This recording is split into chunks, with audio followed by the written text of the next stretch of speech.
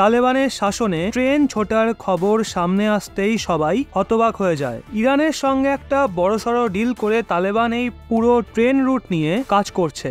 এই ভিডিওতে আপনাদের জানাবো তালেবান এবং ইরানের মাঝে শুরু হওয়া এই রেল পরিযোজনা যখন পুরোপুরি কমপ্লিট হবে তখন কেমন হবে, কোন প্রজেক্টের দরুন রেল পরিষেবা শুরু করা হয়েছে। আসলে তেহরান এবং আইআরএনএ বলেছে পূর্বোত্তর ইরানে খাপকি আফগানিস্তানের হেরাত প্রান্তে রোজনাকের সঙ্গে জোড়ার জন্য খাপ হেরাত রেলওয়ে প্রজেক্টের একটা খণ্ডকে সবে শুরু করা হয়েছে। অ্যাকচুয়ালি এটা অনেক বড় একটা প্রজেক্ট। আপাতত এর খুবই ছোট একটা অংশকে শুরু করা হয়েছে। রণনৈতিক রেলওয়ে খণ্ডের উদ্বোধন একটা অনুষ্ঠানের মাধ্যমে হয়, যেখানে দুপক্ষেরই আধিকারিকরা মজুদ থাকে। অনুষ্ঠানে উপস্থিত মানুষদের মধ্যে আফগানিস্তানের বিদেশ বাণিজ্য মন্ত্রণালয়ের প্রতিনিধি, ইরানের পরিবহন এবং শহর বিকাশ মন্ত্রণালয়ের বিশেষ প্রতিনিধি, খোরাসান রাজাভি প্রান্তের গভর্নর এবং আফগানিস্তানে ইরানি দূতাবাসের আধিকারিক মজুদ থাকে। এর দরুন আফগানিস্তানের আধিকারিক এবং তালেবানি নেতাদের চেহারার খুশি দেখার মতো ছিল। তাদের জন্য এটা একটা স্বপ্ন পূরণের মতো।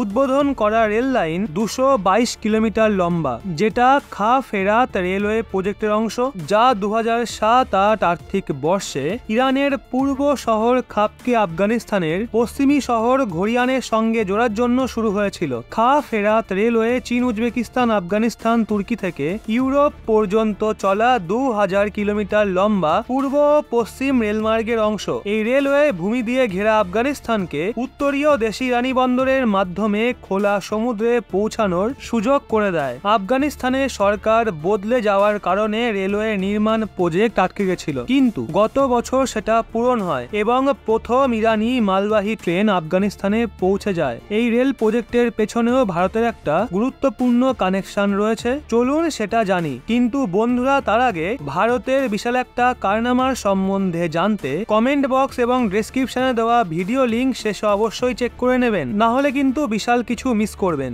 রেলওয়েকে মেনলি ইরান থেকে আফগানিস্তান এবং ভারতের মাঝে একটা ত্রিপাক্ষিক সমঝোতার দরুন লাগু করা হয়েছিল, যাতে আফগানিস্তানের সঙ্গে বাণিজ্য আদান প্রদানের বিস্তারের জন্য ইরানের চাবাহার পোর্টের সক্ষমতাকে পুরোপুরি ব্যবহার করা যেতে পারে। এই প্রজেক্টকে 4টে ভাগে লাগু করা হয়েছিল। ইরানের ওপর 4টের মধ্যে 3টেকে পূরণ করার দায়িত্ব ছিল, যার মধ্যে 2টো ইরানের এরিয়া এবং 2টো আফগানিস্তানের এরিয়ায়, যার জন্যই এই রেল লাইনে ট্রেন চলা শুরু হয়। আফগানিস্তানে তালেবান শাসনে ট্রেন চলা দেখে গোটা বিশ্ব হতবাক হয়ে যায়। তো বন্ধুরা, এই খবরটা শুনে কি আপনারা থমকে যাননি? নিচে কমেন্টে অবশ্যই জানান।